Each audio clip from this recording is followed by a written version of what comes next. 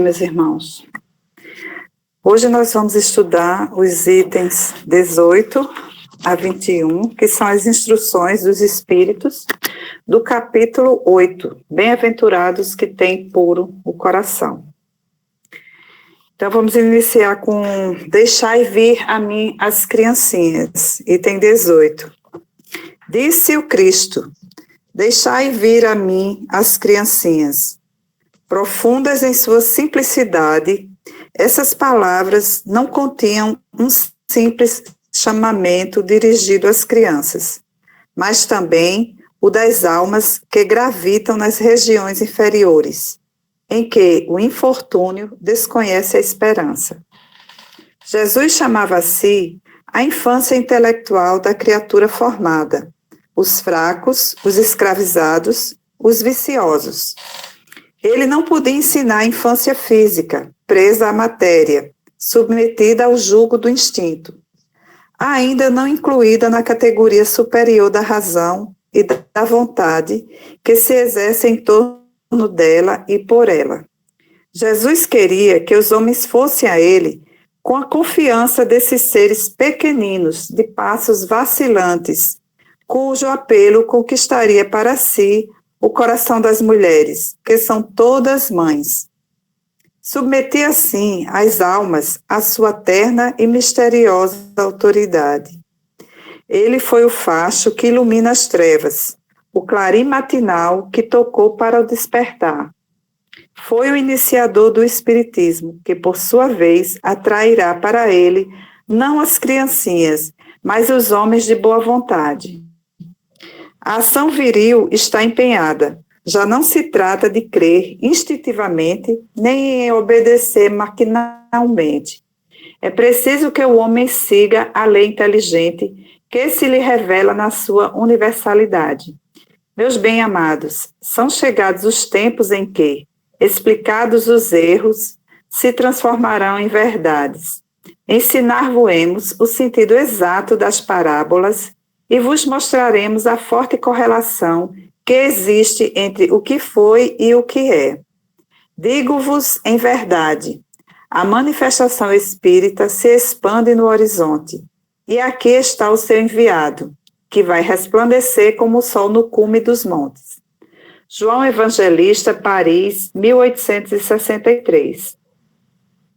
Item 19. Deixai que venham a mim as criancinhas, pois tenho leite que fortalece os fracos. Deixai que venham a mim todos os que, tímidos e débeis, necessitam de amparo e consolação. Deixai que venham a mim os ignorantes, para que eu vos esclareça. Deixai que venham a mim todos os que sofram, a multidão dos aflitos e dos infortunados. Eu lhes ensinarei o grande remédio que suaviza os males da vida e lhes revelarei o segredo da cura de suas feridas. Qual é, meus amigos, esse bálsamo soberano que possui tão grande virtude, que se aplica a todas as chagas do coração e as cicatriza? É o amor, é a caridade. Se possuis este fogo divino, o que podereis temer? Direis a todos os instantes de vossa vida, meu Pai, que a tua vontade se faça e não a minha. Se te apraz experimentar-me pela dor e pelas tribulações, bendito sejas, porque é para meu bem. Eu sei que a tua mão se abate sobre mim. Se é do teu agrado, Senhor, ter piedade da tua frágil criatura, dar-lhe ao coração as alegrias puras, benditas sejas ainda. Mas faze que o amor divino não adormeça em sua alma, e que incessantemente faça subir aos teus pés a voz do teu reconhecimento. Se tendes amor, possuís tudo o que pode desejar na terra.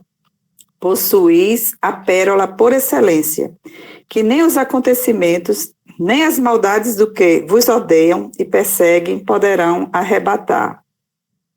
Se tendes amor, tereis colocado o vosso tesouro lá onde os vermes e a ferrugem não podem atacar, e vereis apagar-se insensivelmente da vossa alma tudo o que possa compuscar a sua pureza. Sentireis diminuir dia a dia o peso da matéria, e qual pássaro que voeja nos ares e já não se lembra da terra, subireis continuamente, subireis sempre, até que a vossa alma inebriada possa saciar-se do seu elemento de vida no seio do Senhor. Um espírito protetor. Bem, meus irmãos, nesses dois itens que a gente vê aqui no primeiro 18, que foi pelo João Evangelista, né? O apóstolo João, que ele nos fala sobre o que Jesus disse sobre as criancinhas, né? Jesus aqui no Evangelho de Mateus, ele fala que no capítulo 19, item 13, Jesus abençoa as crianças. Alguns trouxeram a Jesus crianças para que lhes impusesse as mãos e rezasse sobre elas. Os discípulos, porém, os repreendiam. Mas Jesus disse: deixai vir a mim as crianças e não as impeçais, porque o reino dos céus é daqueles que são como elas. Ou seja, o reino de Deus é daqueles que são como as crianças, que são puros, né? Que não têm a maldade no coração. Então, essa é a primeira mensagem, né? Que o reino de Deus são para aqueles que têm a pureza no seu coração. E a segunda mensagem, que é deixada aqui pelo Espírito Protetor, em Bordeaux, 1861, ele fala do amor e da caridade, né? Ou seja, que o amor é caridade e que nós devemos ter essa caridade com os nossos irmãos. Porque ele diz aqui que se nós tivermos amor, nós vamos poder possuir tudo o que a gente desejar aqui na Terra. Podemos ter a pérola por excelência, né? Mas que nem os acontecimentos, nem as maldades daqueles que nos odeiam e que nos perseguem poderão nos arrebatar. Se tendes amor, teremos lá o nosso tesouro, onde os vermes e a ferrugem não nos atingirão. Essa mensagem que o Espírito Protetor nos deixa, que essa é a mensagem do amor e da caridade, ou seja, que sejamos puros como as crianças e que tenhamos o amor e a caridade com os nossos irmãos. Este é o caminho, né, que eles nos mostram. Aqui eu tenho um texto que eu tirei do livro Sinal Verde, no capítulo 14, que ele fala: ante os pequeninos. E ele diz: a criança é uma edificação espiritual dos responsáveis por ela. Não existe criança, nenhuma só, que não solicite amor e auxílio, educação e entendimento. Cada pequenino, conquanto seja via de regra, um espírito adulto, traz o cérebro extremamente sensível, pelo fato de estar reiniciando o trabalho da reencarnação, tornando-se, por isso mesmo, um observador rigorista de tudo o que você fala e faz. A mente infantil dar-nos-ás de volta no futuro tudo aquilo que nós dermos a eles agora. Toda criança é um mundo espiritual em construção ou em reconstrução, solicitando material digno a fim de consolidar-se.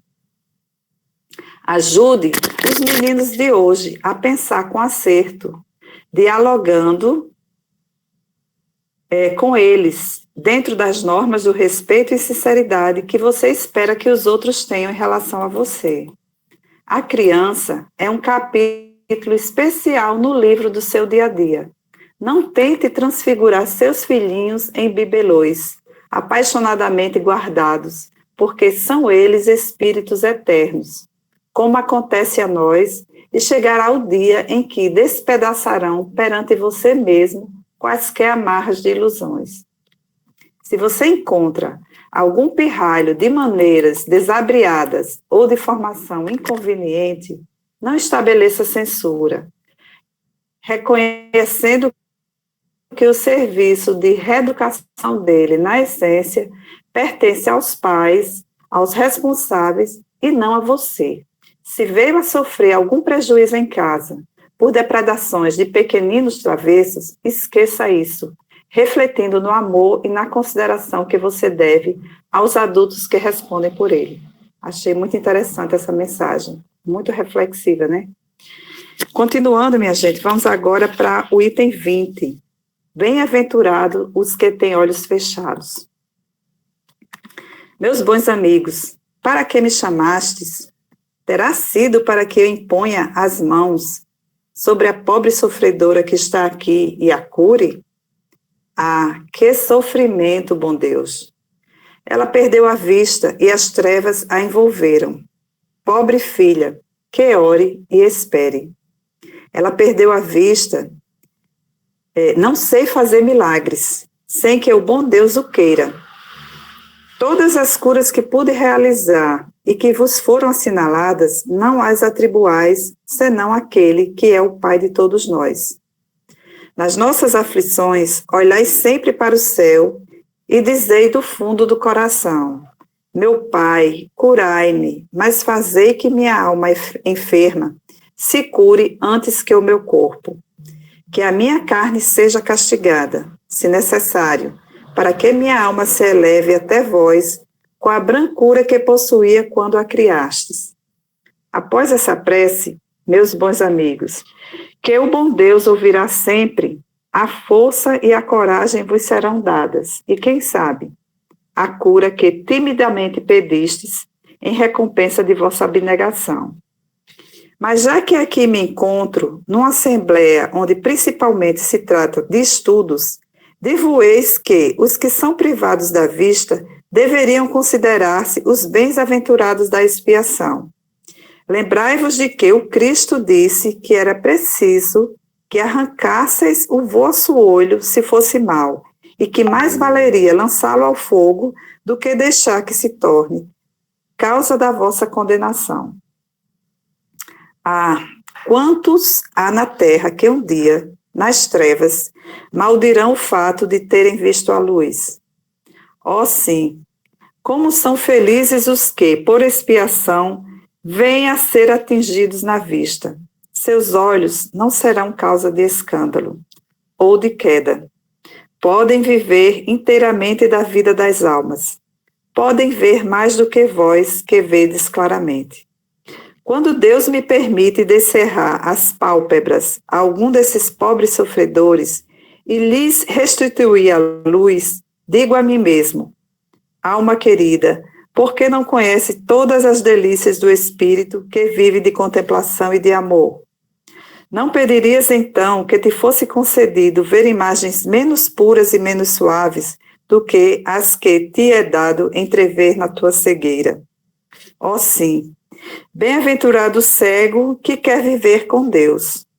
Mais feliz do que vós que estáis aqui, ele sente a felicidade, toca, vê as almas e pode alçar-se com elas às esferas espirituais que nem mesmo os predestinados da terra conseguem divisar. O olho aberto estará sempre pronto a causar falência da alma. O olho fechado, ao contrário, está sempre pronto a fazer-se subir para Deus. Crede-me, meus bons amigos, meus bons e caros amigos. A cegueira dos olhos é muitas vezes a verdadeira luz do coração, ao passo que a vista é, com frequência, o anjo tenebroso que conduz à morte. Agora, algumas palavras dirigidas a ti, minha pobre sofredora. Espera e tem ânimo. Se eu te dissesse, minha filha, teus olhos vão abrir-se, como ficarias contente? Mas quem sabe se esse contentamento não ocasionaria a tua perda? Confia no bom Deus, que fez a felicidade e permite a tristeza. Farei tudo o que me for permitido em teu favor, mas por tua vez, ora, e sobretudo, pensa em tudo quanto acabo de te dizer. Antes que eu me afaste, recebei todos vós que vos achei aqui reunidos a minha bênção. Vianney, Cura d'Ars, Paris, 1863. Eu pesquisei sobre o Vianney, ele foi um padre, né? que viveu naquela época de Kardec, antes do Kardec. Ele era um padre católico e ele era um médium, né? Claro que ele não sei se ele tinha consciência que ele era um médium, né? Mas ele curava muitas pessoas na aldeia dele e ele ficou tão popular que as pessoas vinham de outras aldeias para que ele curasse, né?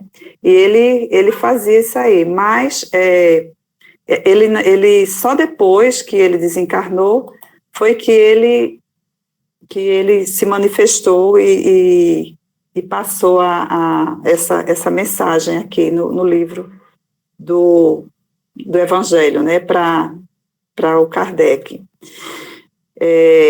Continuando, vamos ler a 21, a nota.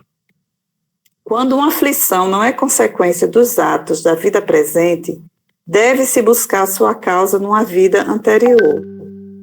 Tudo aquilo a que se dá o nome de caprichos da sorte, nada mais é do que o efeito da justiça de Deus, que não inflige punições arbitrárias, pois quer que a pena esteja sempre em correlação com a falta.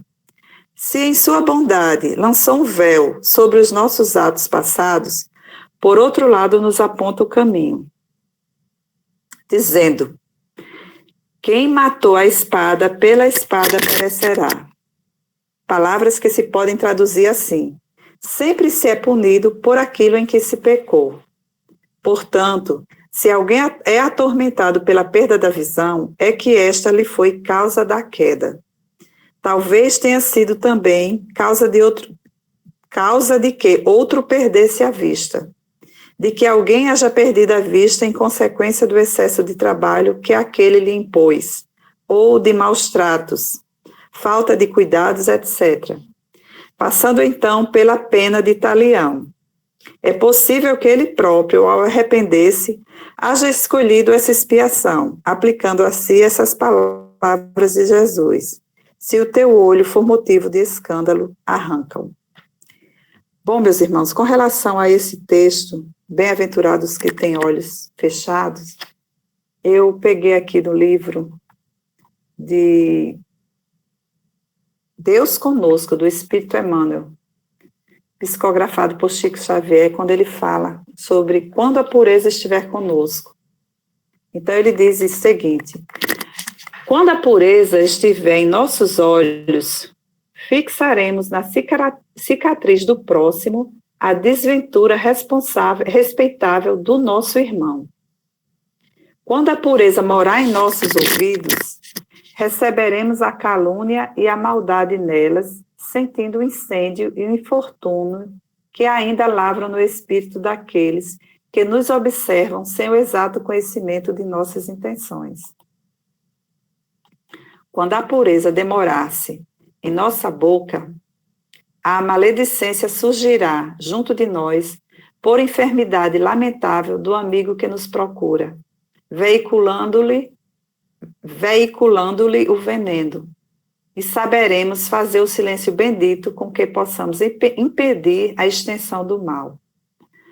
Quando a pureza associar-se ao nosso raciocínio, identificaremos nos pensamentos infelizes e deploráveis visitação da sombra, diante da qual acenderemos a luz da nossa fé para a justa resistência. Quando a pureza respirar em nosso coração, o endurecimento espiritual jamais encontrará guarida em nossa alma, porque o calor de nosso carinho irradiar-se-á em todas as direções, estimulando a alegria dos bons e reduzindo a infelicidade dos nossos irmãos que ainda se confiam à ignorância. Quando a pureza brilhar em nossas mãos, a preguiça não nos congelará a boa vontade e aproveitaremos as mínimas oportunidades do caminho para o abençoado serviço do amor que o Mestre nos legou.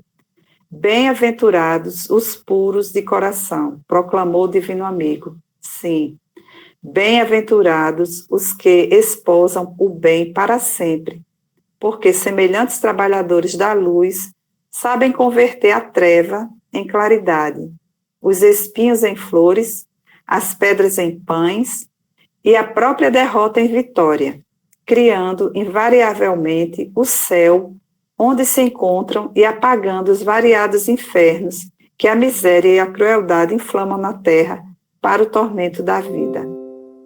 É isso aí, meus irmãos. Eu concluo agora e repasso para você, Gabriel. Muito obrigado, irmã Fátima, pela sua colaboração conosco hoje, pela sua leitura e interpretação, que nos auxiliou no estudo da noite. E nesse momento eu convido aqueles irmãos ou irmãs que quiserem acrescentar com seus comentários e suas reflexões no estudo da noite. Deixo em aberto para quem quiser comentar, refletir ou até fazer alguma pergunta.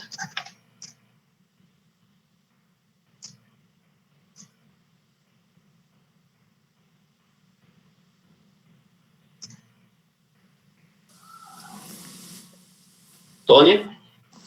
Boa noite, meus amigos. Eu estava refletindo aqui, e esse item 18, ele é uma reflexão para a gente que, por falta de entendimento, a gente olha muito para o corpo. Ou seja, a gente olha para uma criança, mas vê só aquele corpo. E não vê que ali tem um espírito com uma bagagem de vidas passadas, né? E é um convite para nós nos educarmos espiritualmente. Quem de nós, assim, já viu um adulto, mas com atitudes de uma criança, né? Mostra um espírito jovem em um corpo de um adulto. Como também, quem já viu uma criança de uma inteligência notável? Ali é um reflexo de um espírito evoluído que está no corpo de uma criança. Então é um convite para nós nos educarmos espiritualmente. E quando Jesus usa a figura da pureza da criança, eu comecei a observar, como eu tenho criança em casa, a tentar entender como seria essa pureza. Aí acontecem cenas que, tipo, uma criança de 2 anos, ela está brincando com outra e dá aquela desavença que sempre há nas crianças, né? Mas que não dura questão de segundos e elas estão ali harmonizadas novamente. Ou seja, ali está a pureza, onde as nossas tendências ainda não afloradas demonstra o quanto nós temos que evoluir diante da nossa jornada para chegar àquela pureza ali. Porque, vamos lá, será que nós adultos, tá no trânsito, o cara vem dar uma buzinada atrás, olha, será que ali, naquele momento ali, a gente já não entra uma personalidade nossa ali naquele momento e já xinga o outro?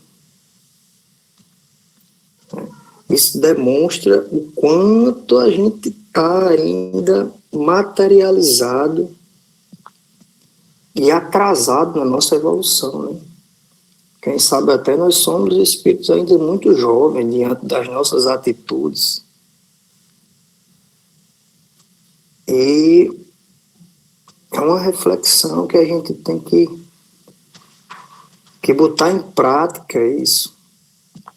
Porque quando essa figura da criança, como a Fátima tocou aí na explanação dela, nós temos uma obrigação imensa diante daquele espírito jovem que ainda não despertou as suas tendências, justamente para a gente poder moldar aquela criança, tirando aquelas imperfeições que elas trazem, né, de vidas anteriores.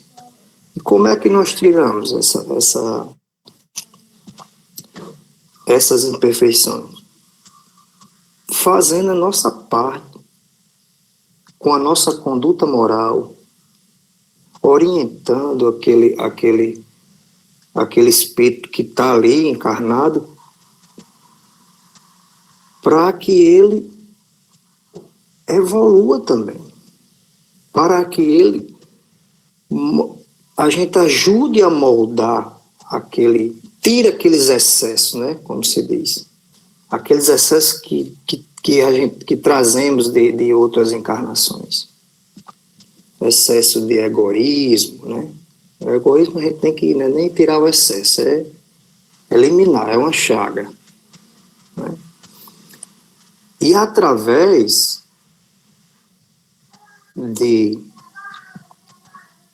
dessa nossa evolução, dessa nossa educação espiritual, nós chegamos à prática do amor, à prática da caridade. Então, meus amigos, foi um pouco da minha reflexão sobre esses itens, e agradeço pela oportunidade e deixo a palavra aí com você, irmão Gabriel. Obrigado, irmão Tony, pela sua colaboração e suas reflexões para o nosso estudo. Continuamos em aberto para aquele irmão ou irmã que quiser compartilhar suas reflexões ou seus comentários para o estudo da noite.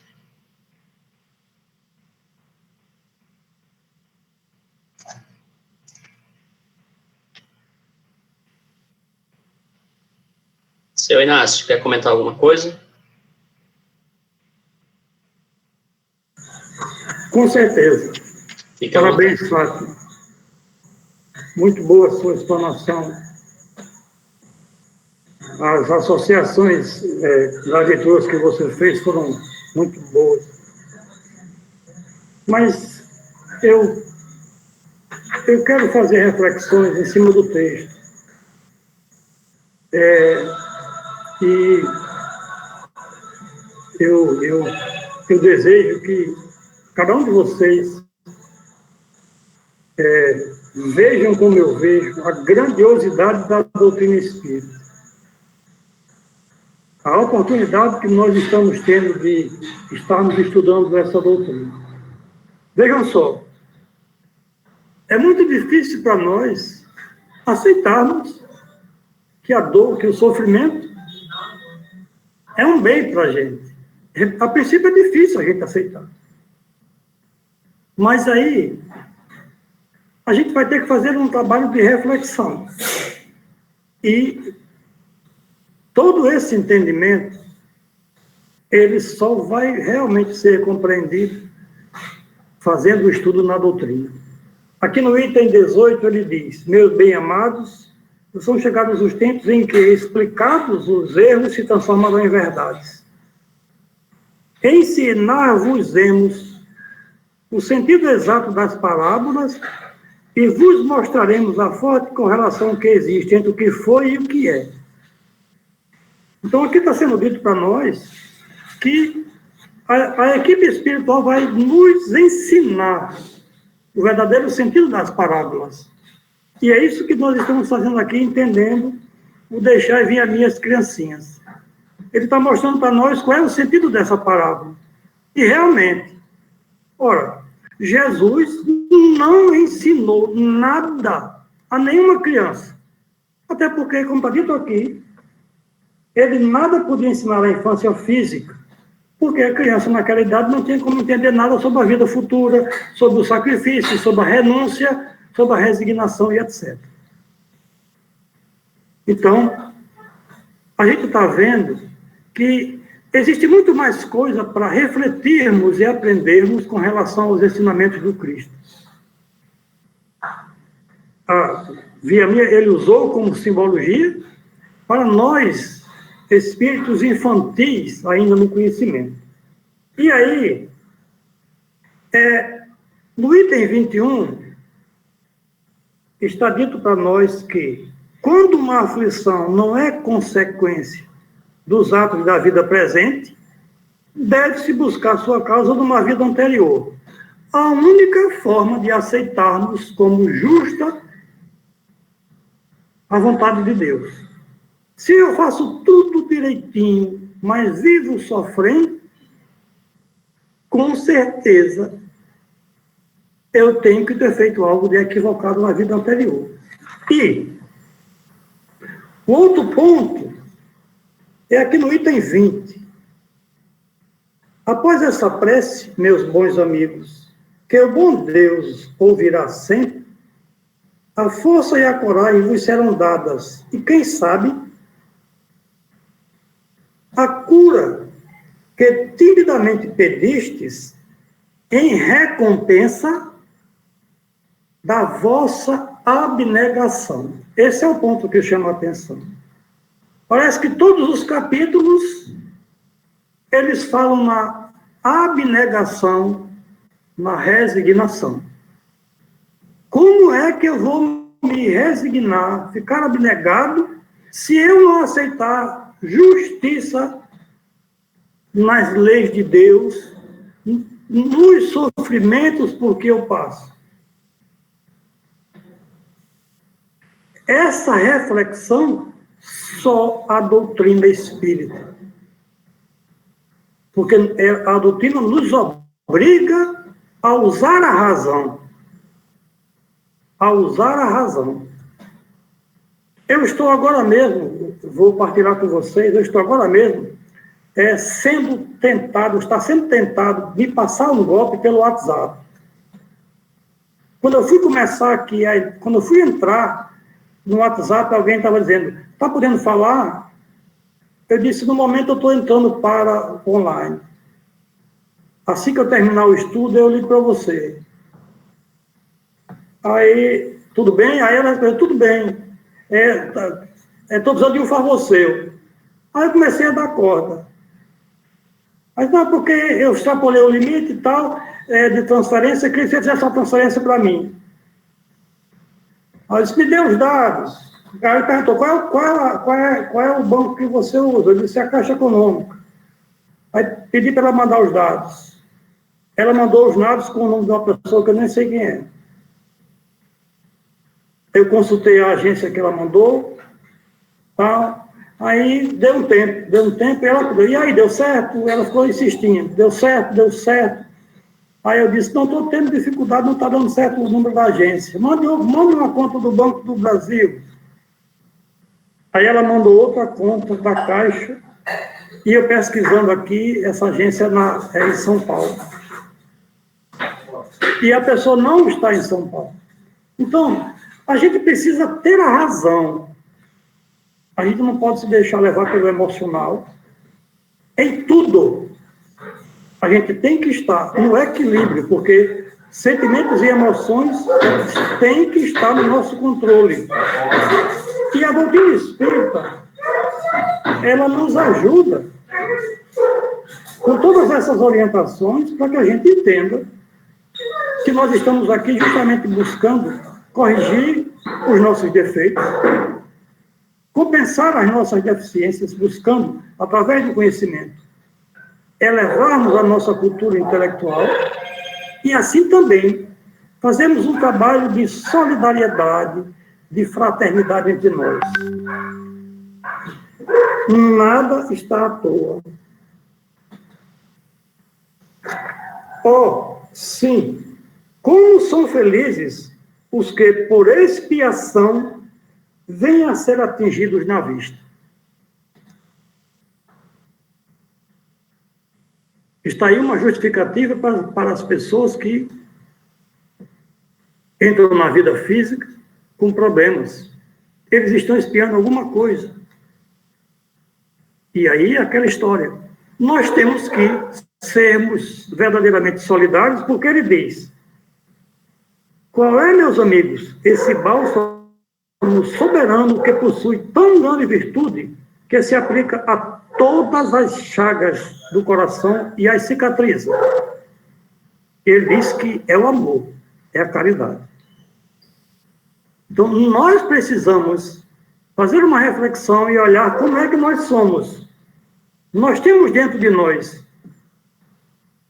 o sentimento do amor verdadeiro, ou a gente vive e convive através de interesses materiais? Qual é a minha relação com cada um de vocês? Porque eu busco um relacionamento com vocês. Eu preciso analisar isso. E se eu sei que eu estou me esforçando para ser amorável, eu sei que eu estou me capacitando a ter a condição, a estar dentro de mim o bálsamo que cura todas as chagas. Porque o amor verdadeiramente é capaz disto. Nós é que não nos capacitamos ainda para amar como devíamos. Porque ainda estamos no nível em que nos encontramos. Mas a doutrina espírita nos ajuda a melhor nos qualificarmos. Portanto, meus irmãos, eu não me canso de dizer: sejamos gratos à equipe espiritual que nos favorece com a oportunidade de estarmos conhecendo e aprofundando nosso conhecimento na doutrina dos Espíritos. Obrigado, Rafael.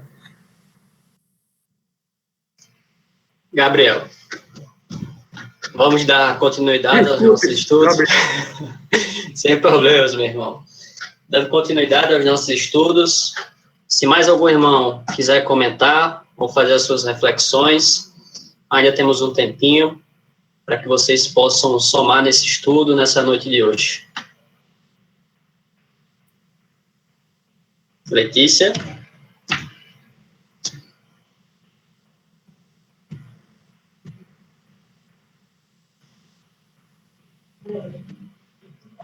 Letícia, não estamos conseguindo escutar você.